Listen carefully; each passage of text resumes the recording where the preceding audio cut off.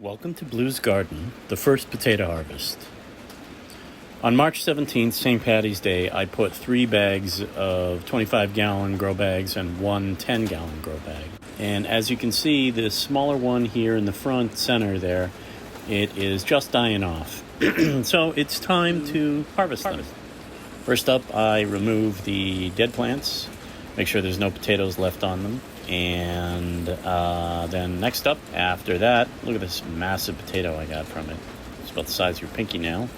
After that, I took a little bit of the straw mulch off, dump out the bag, and we're going to dig through and see what we find. I think, this is an experiment, by the way. Usually I grow in the 25-gallon grow bags. I'm curious to see what the smaller 10-gallon size is. I put in 4 seed potatoes. There were 2 of the red Bliss, 1 of the Russian banana, and 1 of the purple Peruvian. And so far I've only found 1 of the Russian banana. That's the yellowish one.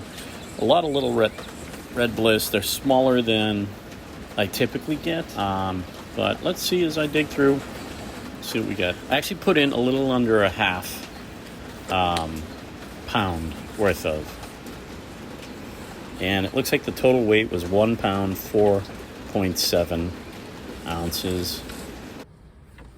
As you see, I got 1 pound, 4.7 ounces. And that actually works out to be just about 3 times. And the average for potato harvest is 3 to 5.